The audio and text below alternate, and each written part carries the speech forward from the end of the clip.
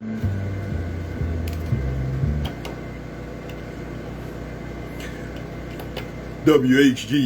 95.3 FM.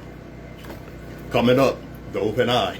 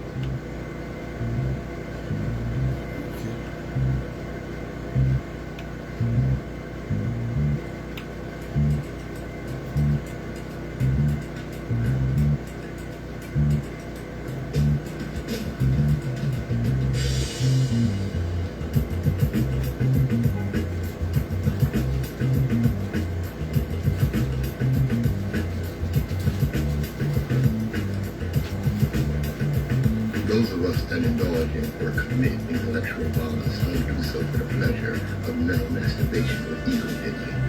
We do so because the chains of oppression in people's minds are deep and difficult to remove.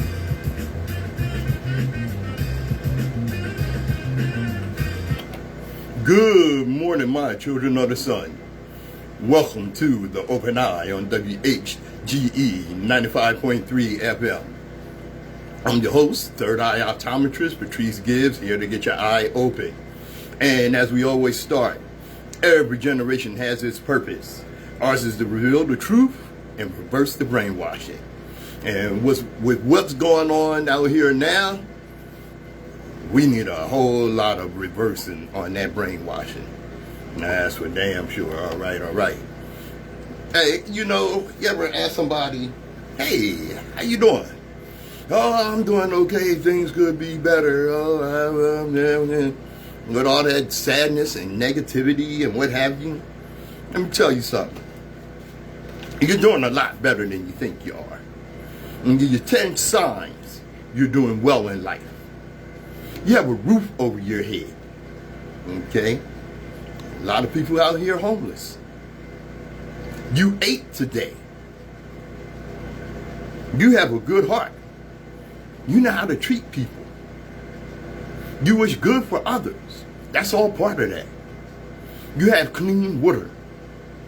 People right here in the United States do not have clean water. Flint, Michigan. You wish good for others.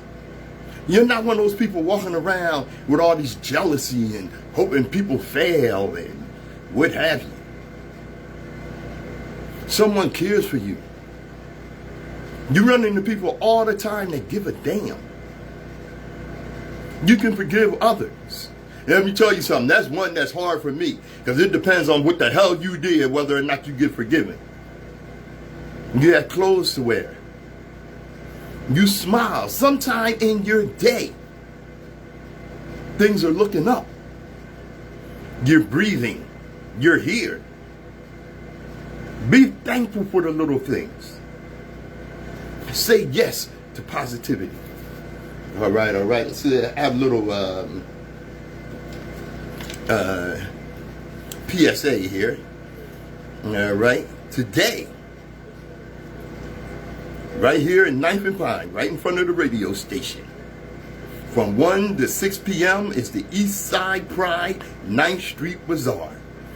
Rummage sale, great prices, jewelry, shoes, used clothing, furniture, appliances, books, pictures, CDs, DVDs, and much more. Come on out because we got food. Know you like some food. Charred grilled hot dogs, hamburgers, and cheeseburgers. And there will be African drumming. There will be 50-50 chances, $1 each, and the drawing will be at 6 p.m. on Sunday. All right.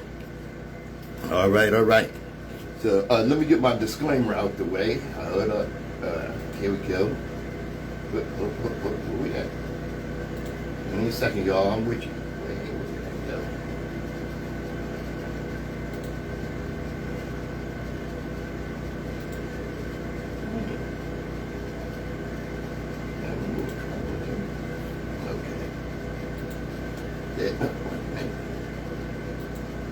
Excuse me, y'all. Just give me grief.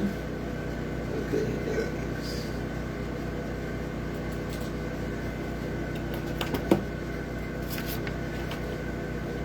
I said, there it is. Where you at?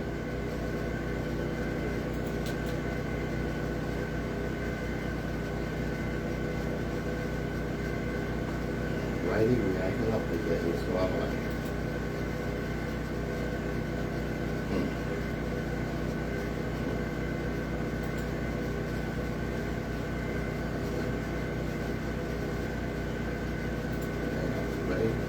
Excuse me, y'all. I get this out the way here.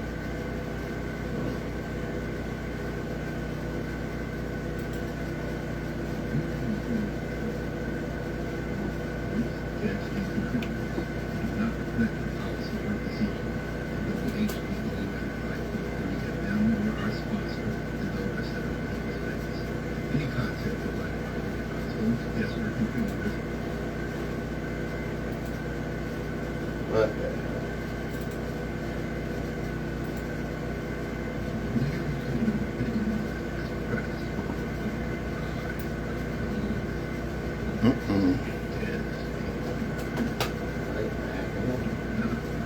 Stuff over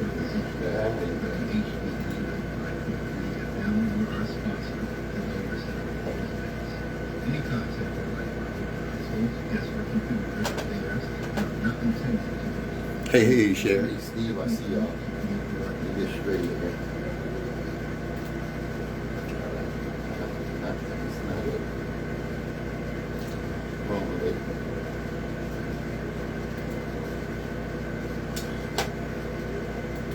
Excuse me, y'all. This computer acting up a little bit today.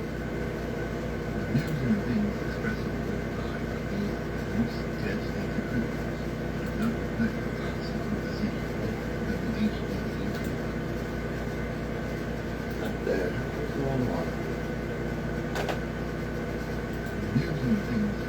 Alright, stop that. Alright, excuse me, y'all. I'll be right with you here. Give me a second.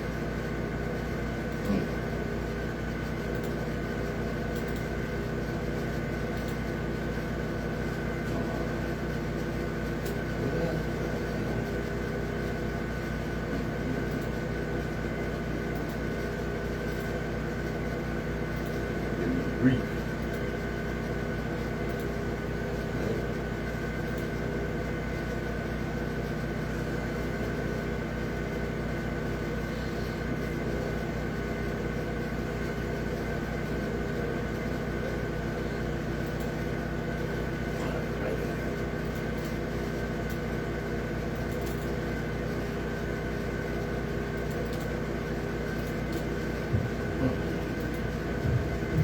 Always something, y'all. Hold up. I'm with you.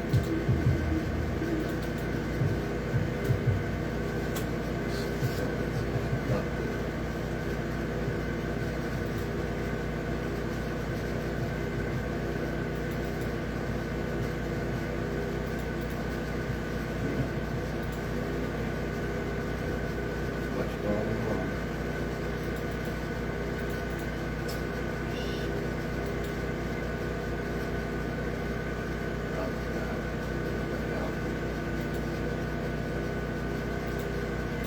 Excuse me, y'all. I'm having a little trouble with the computer here.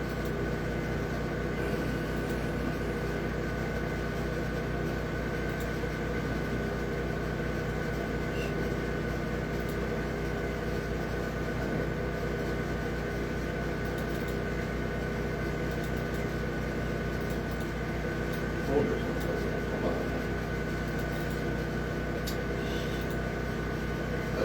Okay. Wait a minute.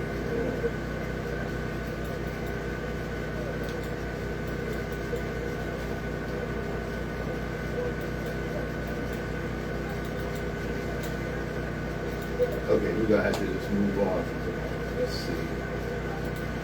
Something that's blocking us.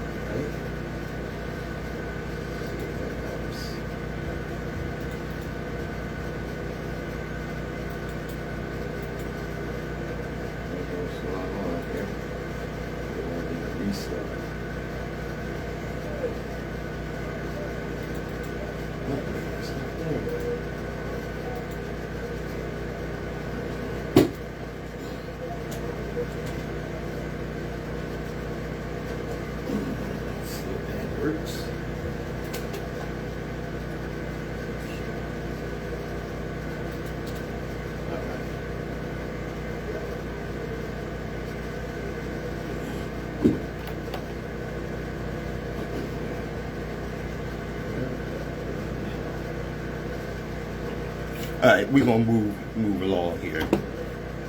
I'm not sure what's going on with the computer today, but excuse me for that. A little technical difficulty in here. All right, moving right along. Okay, one of the things I like to deal with, of course, is our history. And I want to tell you about a really amazing man. Actually, I got a couple of amazing people to tell you about. Thomas Fuller. You ever heard of Thomas Fuller? He's often known as Negro Tom or the Virginia Calculator, the mental calculator. He was an enslaved man celebrated for his extraordinary mental mathematical abilities. Thomas Fuller was born in West Africa, likely between present-day Liberia and Benin. He was kidnapped, enslaved, brought to America at the age of 14 in 1724. He spent most of his life working on a farm in Alexandria, Virginia for Presley and Elizabeth Cox. Despite never learning to read or write in English, Fuller possessed an astonishing aptitude for calculations. His skill was so remarkable that stories of his feat spread throughout the East Coast of the United States and even reached Europe, becoming a powerful tool for the abolitionist movement. Let me tell you about his mathematical prowess today. In his later years, around the age of 70, two Quaker gentlemen from Pennsylvania, William Hartshorne and Samuel Coates, heard about his abilities and traveled to interview him.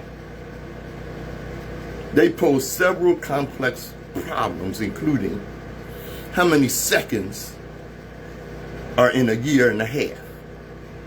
Fuller answered 47,304,000, and he answered that in about 2 minutes, figuring it out in his head. How many seconds has a man lived who is 70 years old, 17 days, and 12 hours old? He correctly answered 2,210,500,800 in about a minute and a half. When one of the interviewers suggested his answer was too large, Fuller quickly reminded him, "Stop. You forget the leap year." He figured this all out in his head. He also solved a problem involving the exponential increase of farm animals, answering 34 million in 10 minutes. These calculations were performed entirely in his head without the aid of pencil or paper. And he did it with remarkable speed and accuracy. While the exact origins of his mathematical genius are not fully known, of course, whites theorize that he developed his calculating abilities in Africa before his enslavement. No kidding. Some researchers suggest a connection to African mathematical traditions where mental calculation was common, even among illiterate people. What illiterate people? Fuller himself reportedly explained that he taught himself by counting to 10, then to 100, and even by counting the hairs on a cow's tail. His owners recognized his talents and utilized them for managing their farm. His impact on the abolition movement. Fuller's abilities were publicized by Dr. Benjamin Rush, a prominent physician and founding father who was a member of the Pennsylvania Abolition Society. Rush saw evidence of black intelligence to counter the racist arguments that claimed African Americans were intellectually inferior. Fuller's case, alongside others, like that of James Durham, an enslaved man who became a doctor, served as powerful proof of the mental capabilities of enslaved people. Thomas Fuller died in 1790, around the age of 80. His obituary in the Columbian Sentinel famously stated, And check this out, because I'm going to address this. Had his opportunity of improvement been equal to those of thousands of his fellow men, neither the Royal Society of London, the Academy of Sciences of Paris, or even Newton himself need have been ashamed to acknowledge him a brother in science. A brother in science. His legacy remains a testament to the resilience of the human spirit and the inherent intelligence that existed despite the dehumanizing conditions of slavery. If he had just enough education and the opportunity to ask the question, what if? If he had had the freedom of opportunity, he would have answered the question, what if, mathematically, literally, spiritually, and historically. Brother in science. That's almost laughable. Because if he had had the access to the tools that they did, he would not have only answered the question mathematically, but paternally. Because Thomas Fuller would have proven himself to be their father in science. See, they didn't enslave slaves. They enslaved a mathematician. Not to use, but to suppress.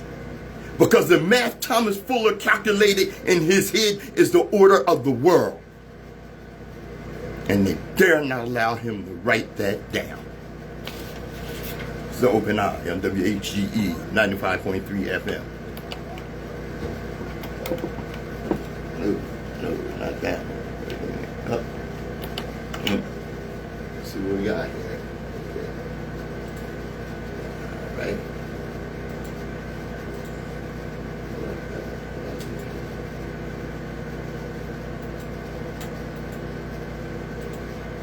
You know what? Okay, we just gonna move right along. Just like let's see if I can do this. Try this. All right. Oh, you know what? Give me a minute here. I restarted the computer. Okay. Huh? Yeah, okay. All right. Just told we have dead air. Let me restart this computer. We back on? Okay, we back. Okay. All right. Moving right along here. Okay. I tell you, hey, Brother Mishba, I see you there. Told you I was going to talk about a couple of remarkable people. Well, I meant to cover it last week, but I forgot my notes on the brother. I think it's one of the most important musicians come across the American stage, across the world stage, for that matter. And that's Sly Stone. He died Monday, June 9th, at the age of 82. He's a remarkable, eccentric frontman for Sly and the Family Stone. Singer, songwriter, and producer of his family group Sly and the Family Stone. While we mourn his absence, we take solace in knowing that his extraordinary musical legacy will continue to resonate and inspire for generations to come. Born Sylvester Stewart, he was a towering figure in music, leaving an indelible mark on multiple genres and influencing countless artists. His importance and influence stem from several key areas. Pioneering genre fusion. Sly Stone, as the frontman of Sly and the Family Stone, was a master of blending diverse musical styles. He seamlessly integrated funk. He is often credited with perfecting funk, building upon the foundations laid by James Brown, and pushing it to new, more intricate and euphoric heights. Larry Graham's invention of the slapping technique on bass, a signature of funk, originated within Sly and the Family Stone. Soul and R&B, he brought the soulful vocals and arrangements characteristic of Motown and Stax. but with a unique, raw energy. Rock and psychedelica. His music incorporated distorted jazz bass lines or fuzz bass lines, wah-wah guitars, and the free-spirited, experimental nature of psychedelic rock. Gospel and jazz, elements of gospel singing and jazz improvisation were woven into the band's sound. Social and cultural impact. Sly and the Family Stone were revolutionary in their makeup and message. Socially conscious lyrics. Their songs often address themes of peace, love, understanding, and social justice. Hits like Everyday People became anthems of civil rights and unity, directly confronting prejudice and advocating for acceptance. In essence, Sly Stone wasn't just a musician, he was a musical architect and cultural revolutionary who shattered barriers, forged new sounds, and laid the groundwork for much of the popular music that followed. His impact continues to resonate, making him an undeniable and crucial figure in music history. And I'll tell you something that I didn't know until recently, a few months ago, when they released the documentary, Sly Lives. It was shortly before his death, celebrating the life of Sly Stone. He was the headliner at Woodstock. Yeah, sir. All right. Let me see what I gotta go on here. See if I can get this.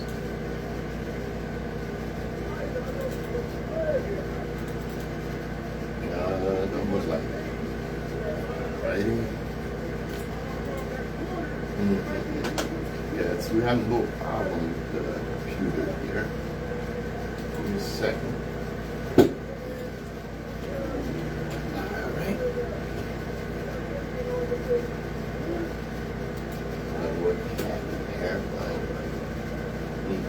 Alright, well, we're gonna move right along here. I ain't got time for that. My people. Hey, Vaughn, I see you, brother. All right. You, the stolen children of Africa. Some of you have been so brainwashed to love your immoral enslavers and to despise your African roots that you will now accept any story as being true that allows you to claim yourself as being anything other than African. Even the fable of being Hebrew from an easily proven fake Bible. Wake up. Wake up from your deep brainwashing. Alright? Tell you some things you may not know. The earliest humans, hominins, appeared in Africa about 6 million years ago. Homo sapiens, our direct ancestors, showed up around 300,000 years ago or so. And like all evidence points to Africa as humanity's birthplace. And that's on science, DNA, and fossils talking. No debate and receipts needed from the unflavored takes trying to dispute this scientific fact. And that's what it is, a scientific fact. As a matter of fact, for millions of years, blacks inhabited the earth alone. That's right. Religion is only 6,000 years old, if that old. Earth is billions of years old. Religion was created to control slaves and separate them from black spirituality. White history is a lie. It's a lie to hide black culture. An invading race of non-human Neanderthal hybrids stole people, land, resources, and committed genocides across the earth. And that's just the reality. And as we move right along, some of the things that are going on. Right? Who saw the parade? You talk about a joke. This was I'm talking about the parade for the 250th anniversary of the Army and the orange disaster's birthday. $45 million spent. And look, Fox News, they try to help him. Oh, they fixed up some sorry-ass video with cheers from people that wasn't even there. It's a wonder they didn't take some Barack Obama's crowd footage and try to say it was the orange disasters. And the army marching. Look, I'm a vet. And one thing I know about marching is when you go in boot camp, you are drilled incessantly. I mean, you are drilled daily. Marching becomes almost second nature. And I mean, years after you're out of the service, that's how deeply it's drilled into you. I saw them sloppy ass soldiers marching at this orange disaster's birthday party and what have you. I think somebody told them to march at ease or march at rest even. They were out of step. They were not spaced right. I mean, it was just awful. It was just the sorriest marching I ever seen. And the look on their face. I looked at the faces of those soldiers marching. They did not want to be there. They did not want to be there. See, that's what happens when the army knows, when the military knows you got piss poor leadership. How the hell are you going to follow Mr. Spurrbone? Ducked out of Vietnam, ducked out of the military 5 times. With the help of his father and some sorry-ass crooked doctor, and say he had bone spurs. And then he got into politics and had the nerve to jump up and say, yeah, well, you know, if you're a soldier, you're a sucker. If you got caught, you're a loser. Just a sorry ass, man. And then he jumps up and he directed federal immigration officials to prioritize deportations from Democratic-run cities. And this was in response. This is in response to the No King protests. Because those protests that erupted in Los Angeles and other major cities against the Trump administration's immigration policies. He wants to silence us. Because, you know, he's thin-skinned. It's easy to get under his skin. Not going to be silenced. Then this sorry ass, I don't know if he's, what is Heckworth, Hegseth, P. Hegseth? Yeah, Tammy Duckworth dogged his ass out. He's Secretary of Defense? Yeah. And she told him, you are blowing through money like my fellow cadets and I did in our first liberty after basic training. Luckily, I didn't end up with a questionable tattoo. Your failures since taking office have been staggering. You said classified operational information. This is Secretary of Defense.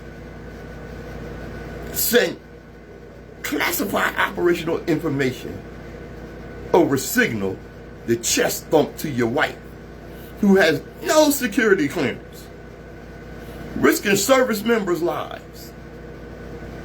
Jeez Louise. You blew the $1 billion fight against Houthis, who has no navy, and yet you lost all those aircraft. You had the unjustified and un-American use of the military in American cities, pulling resources and attention away from core missions to the detriment of the war fighters and war fighting you claim to love. You're just an unqualified yes man who can't tell the president how to keep the Americans safe. Hell no, you can't tell that when you're running around with a hangover and the shakes from your alcoholism. Damn. And down in Florida,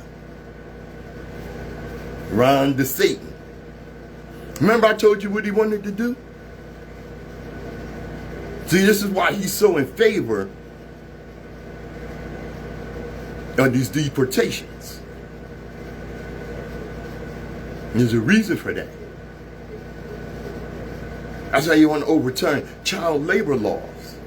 But his dream of replacing migrant laborers with child labor has officially fallen apart, as the Republican-controlled legislature failed to pass the bill before their legislature session came to a close.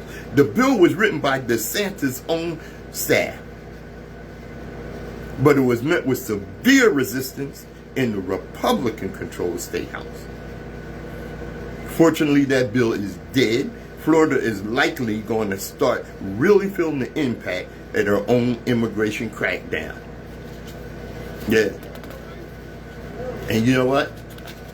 Florida oranges, we ain't going to be eating no. Nope. Nope. No, we ain't going to be eating no. And I'm going to tell you why. Because they're going to be $5 a piece behind effing with Ron DeSantis and the orange disasters regime. These are the same people want to jump up, make America great again. It was never great. Now that's word. Great for who? America's is exceptional. America's exceptionalism. No, that's over. Because you know who is dominant now? And in a remarkably short span, China has transformed into a global leader across numerous critical sectors. Just 20 to 30 years ago, many of its current achievements would not have even been imaginable. Today, China's influence is undeniable, from trade to technology and infrastructure.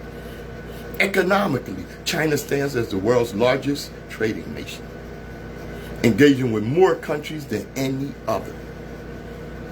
This economic powerhouse also dominates the production of essential resources,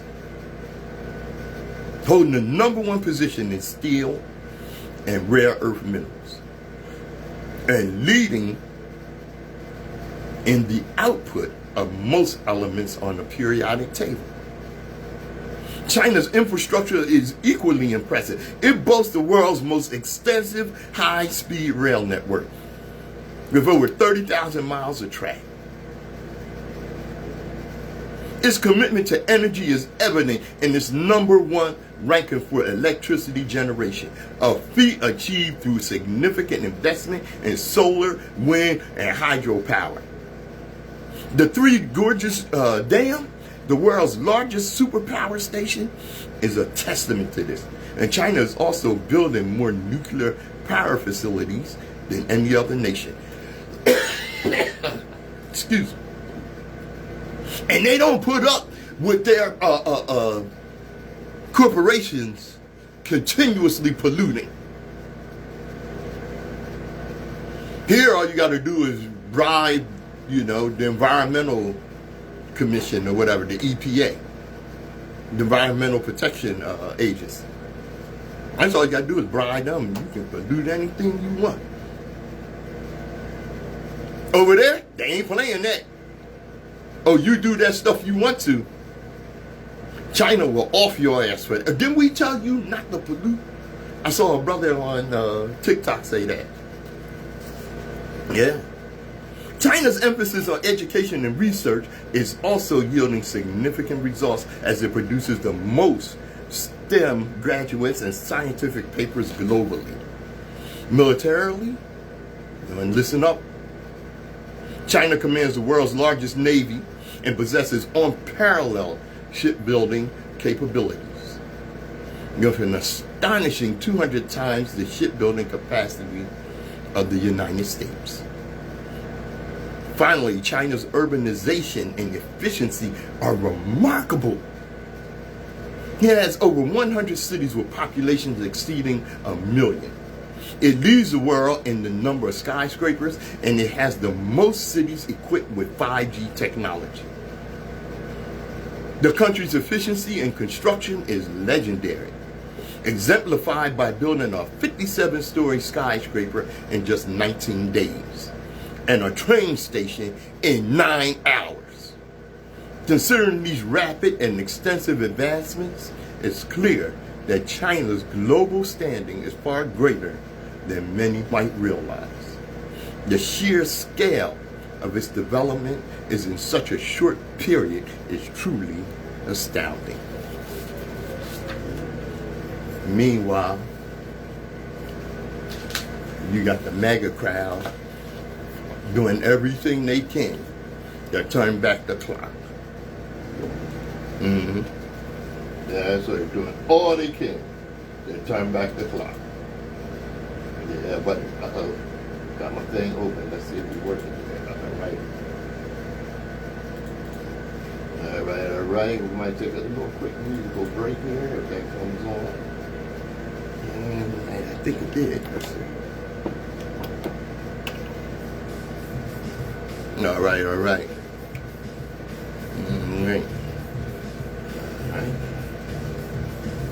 Okay, we're gonna keep it moving. We're gonna keep it moving here. WHGE 95.3 FM. You know I'm not a real big fan of the NAACP. I'm a fan of their history and what they have done, but in recent years they have done some real crazy stuff. Like the last time the Orange Disaster was in office, and they invited him. This time, they're not going to invite him to the National Convention. And that's for the first time in 116 years of their history that the NAACP did not invite a sitting president to the National Convention. For more than a century, 115 years to be exact, the person who holds the office of President of the United States has been invited to the NAACP's National Convention. That tradition has been put on pause,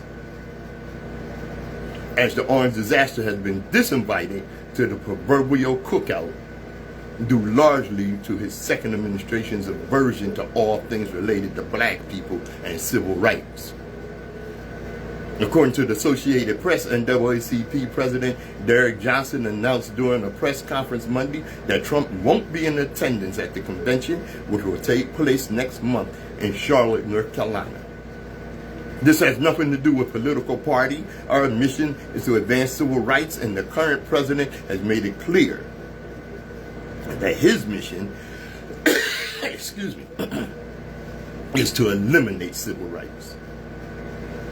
Johnson is not wrong. In the last few months alone, the Orange Disaster, the tangerine wannabe tyrant, has made housing discrimination easier by signing an executive order to eliminate the federal government's use of disparate impact data that shows racist renters and mortgage lenders disproportionately harm black people.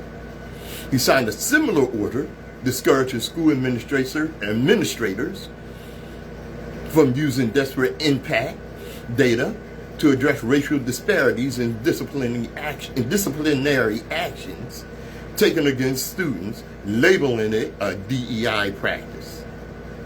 His Department of Education launched an investigation into Chicago Public Schools over its Black Student Success Program. His Justice Department ended a wastewater settlement for a mostly black Alabama town, falsely calling it environmental justice as viewed through a distorting DEI lens. Simply because environmental racism was addressed in the reading of the settlement, he announced the restoration of names given. Moving right along, he announced the restoration of names given to military bases to honor the Confederacy. Only in America is the traitor, the treasonous people of the Confederacy celebrated. Naming bases after America's enemies. It's the craziest. You have to wonder if you're in the twilight zone in America sometimes. It's just crazy.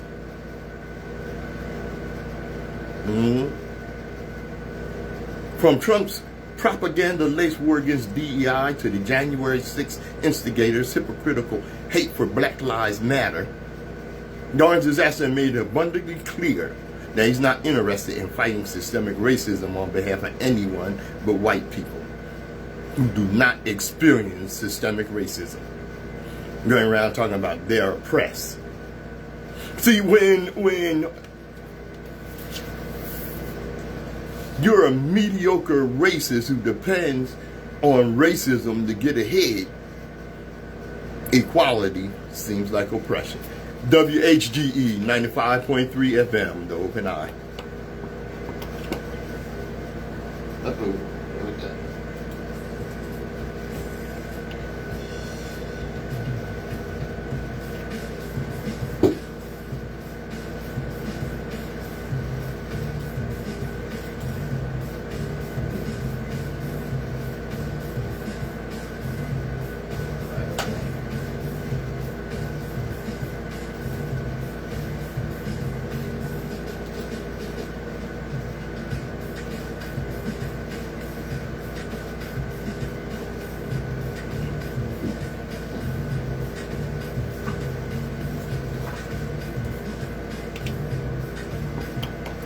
WHGE 95.3 FM, the Open Eye. Stand up. Stand up. Don't take crap from these people. Don't spend your money where you're mistreated. Stand up. Like the sister did at, what's the name of the place? Where is it? At Synergy Auto Care. A black North Carolina woman waiting to have her truck serviced decided to spend her money elsewhere after two employees and another customer appeared to mock Juneteenth.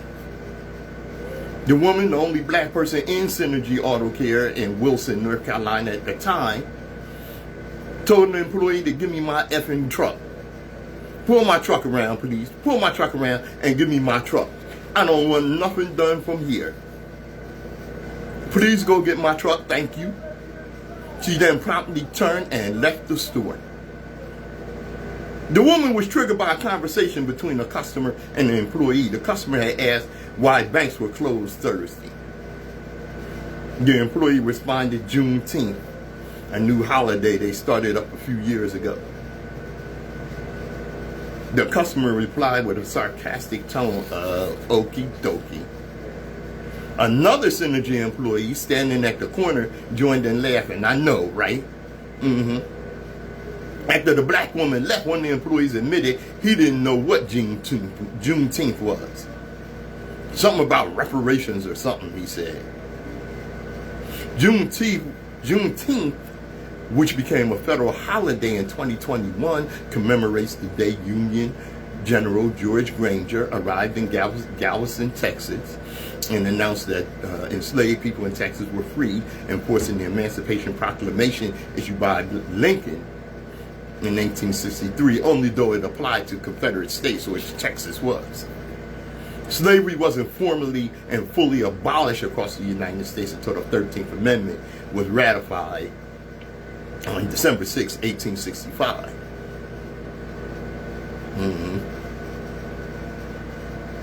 It's a history lesson unknown by many white people, including the ones working at Synergy. They could also use some pointers on customer service. Though the unidentified black woman was clearly offended, no one from the store apologized. Instead, they went after her on Facebook with the dumbass, calling it today's wild woman. One of the employees repeated the story accurately but felt no offense should have been taken. The employee said he followed the woman outside and asked her what happened. She told me she was going live with this and that we were racist. She told me that we all laughed at her and were chuckling and mocking the holiday, and that I didn't know how that made her feel because she's black. She said, I'm still going live with this. The store employee told her, and she did, the store will post its footage, so we're not unfairly judged off one side of the event. That backfired big time. They knew what they were doing by bringing up Juneteenth. One of the 12,000 people to comment on the video said on TikTok, most were negative towards the store. She was the only black customer in there, and they wanted to antagonize her. I'm glad Sister stood on business. These cowards have become emboldened. Another commenter claimed that Juneteenth has been celebrated in the black community for years, and it has. White people not knowing what it is doesn't make it an invalid holiday. They don't know what it is. Look it up. Instead of being willfully ignorant. I bet they know what it is now. As their business continues to lose money. And they actually thought that posting the video was going to be a good thing for them. They thought that showing their ignorance and bigotry and racism was going to make them look good. This is how ridiculous they are. WHGE 95.3 FM. Hey, Brother Slaughter and Brother Alan Lawrence. Brother Alan Lawrence, one of my fellow hosts,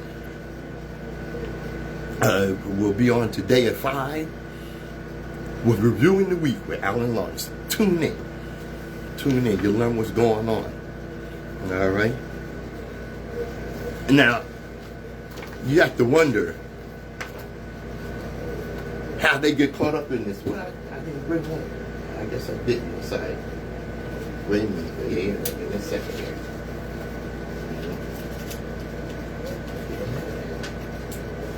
No, I guess I didn't. That's all right. That I will say this. These people are mean and crazy. Ignorant. Black people already knew that. Something else black people need to know.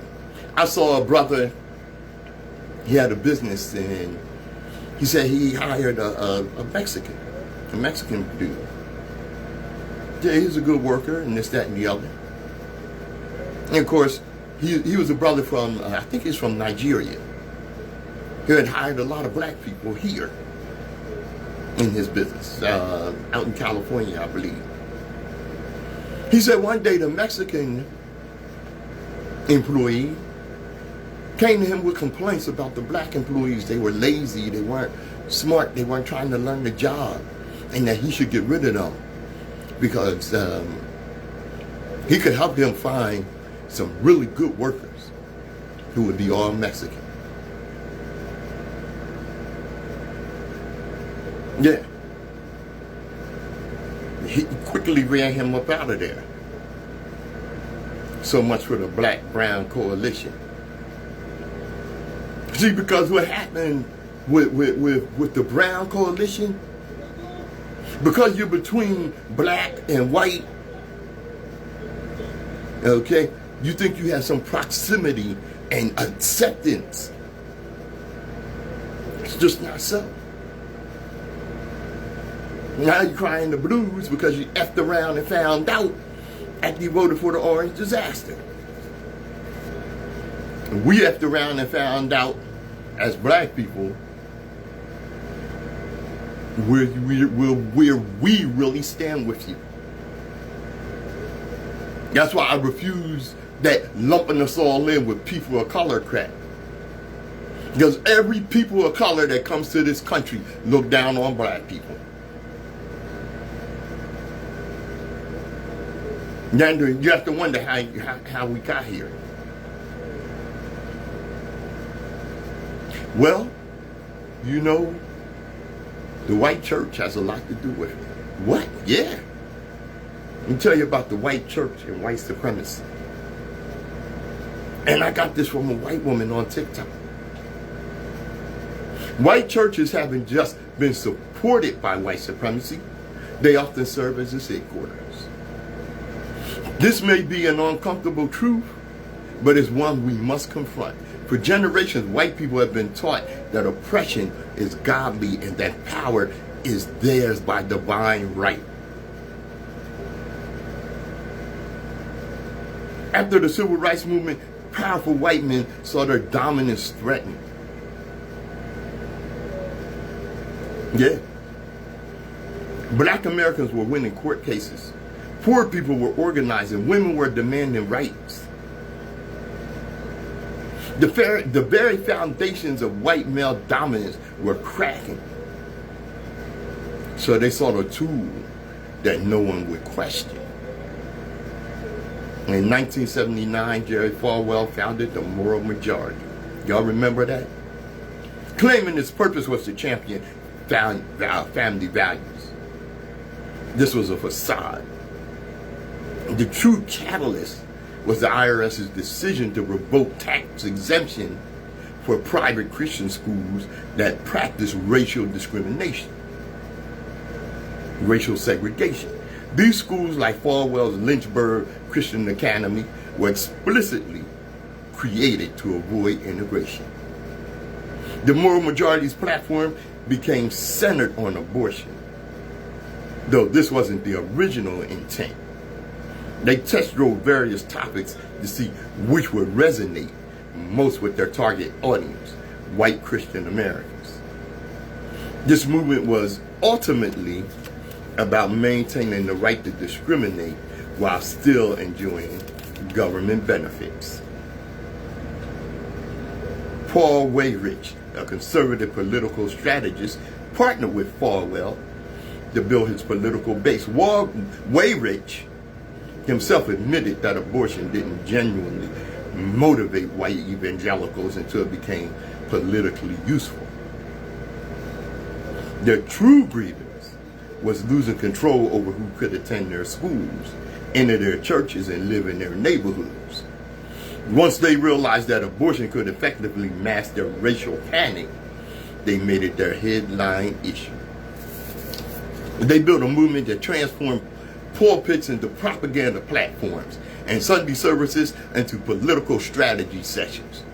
This is, in fact, illegal for tax-exempt organizations. Ministers began telling white families that their enemies weren't the white wealthy elites exploiting their labor, nor were they the politicians cutting wages and stealing pensions. Instead, churches directed their congregations' anger towards the poor, black and brown people, and immigrants. These groups, they claim, were the real threat. And of course, the white church didn't actually become the headquarters just with the founding of the Moral Majority by Jerry Falwell. Because if you know anything about the history, you know that lynchings in the early 1900s, after Reconstruction, late 1800s, early 1900s, and so on, lynchings were announced in the white church. Sometimes in the town square right by the church. Lynchings of black people were celebrated in the white church. And that's why some of our people look, especially our young people coming along, look at those in Christianity and wonder, how could you? WHGE 95.3 FM, the Open Eye. Once again, I keep an eye, y'all.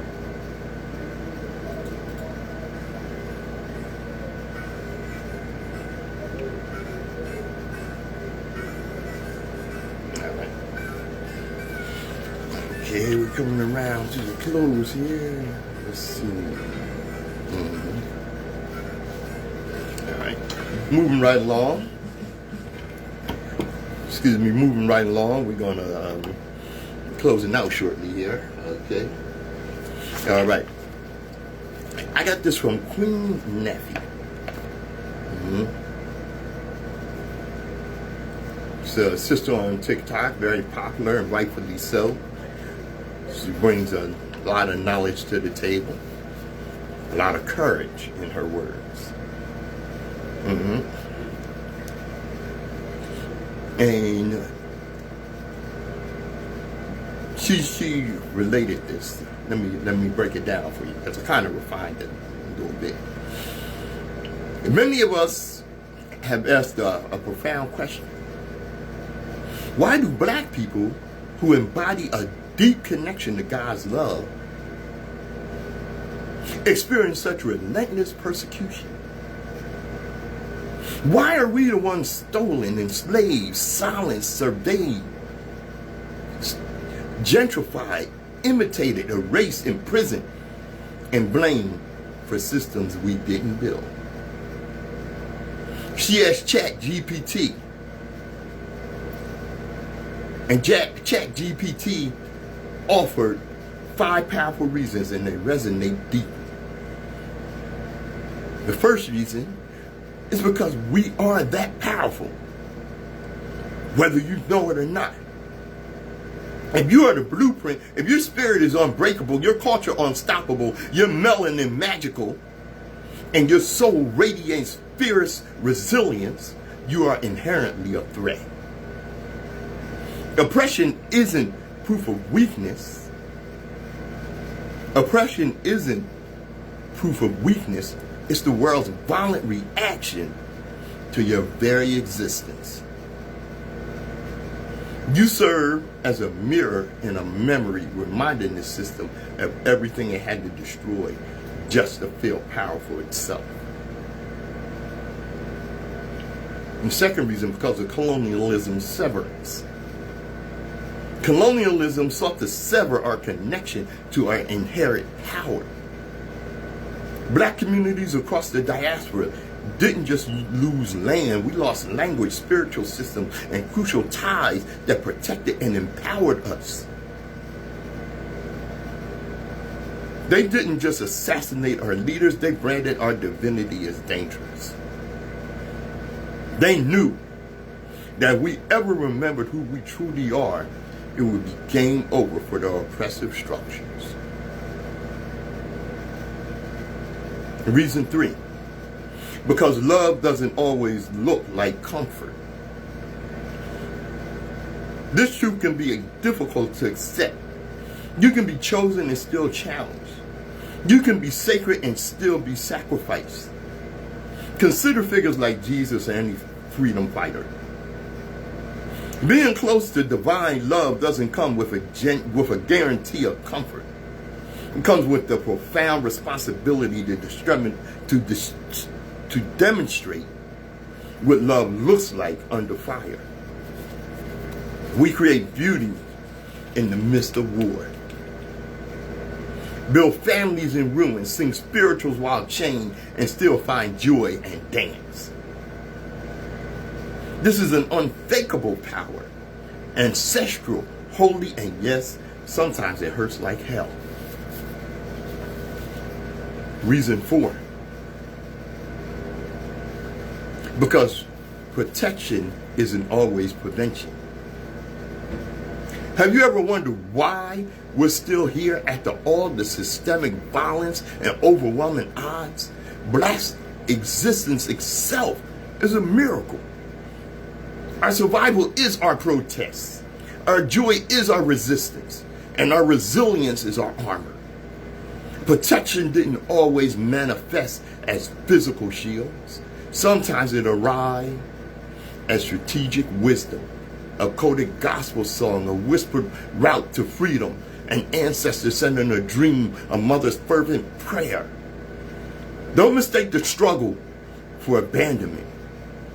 We never left, never on love. We are, however, being watched. you see when we will fully remember. And number 5, because we live in a world built on the opposite of love. This current system wasn't designed to uplift the divine. It was built to monetize it. Blackness at its core is love in motion. Rhythm, innovation, forgiveness, creation, truth-telling, and faith without proof. But this world only knows how to exploit, extract, and erase. That's why you might feel unprotected here. You were never meant to merely survive the system. You were meant to outgrow it, transcend it, and ultimately rebuild it. We are persecuted because we reflect the very thing this world forgot how to hold: divine, uncompromising, inconvenient truth. The kind that doesn't stay quiet but rattles systems to their core. So yes, we are hated, but we are also protected in ways the world cannot track. It's time we as a people remember who we truly are. We have been conditioned to think small, but we are anything but. All this violence and oppression stems from fear, the fear of us remembering our immense power. Right now, knowledge is our power. That's why there's such a concerted effort to take it away. Ignorant people are easily led. Once you know something, you can't unknow it. And that's precisely why they want to remove knowledge from the table completely. While we may be navigating challenging times, let's use this period to delve into our history and reconnect with our true selves. When we're ready to re-engage with the world, let it be clear. We are here. We are strong, and our strength is not about violence, but an undeniable force that transcends it. All right. Thank you, Queen Neffy. Yeah, that's her. Yeah. All right. I'm gonna close out here. All right. A glass that is full cannot hold more water. It must be emptied first. Remember, destiny determines who enters your life, but you decide who stays. Therefore, value those who value you, and don't treat those as a priority who treat you as an option. Thank you for joining us on The Open Eye. I'm Patrice Gibbs, your third eye optometrist. See you next time. All right. Okay, I think the music is going over the air. All right, I want to thank you for joining us. And I want to thank those that have contributed and what have you. And so, all right. And remember, as I always tell you, keep your eye open. Wake up. Global African supremacy. Because the world was a much better place when the African ruled. I'm Patrice Gibbs.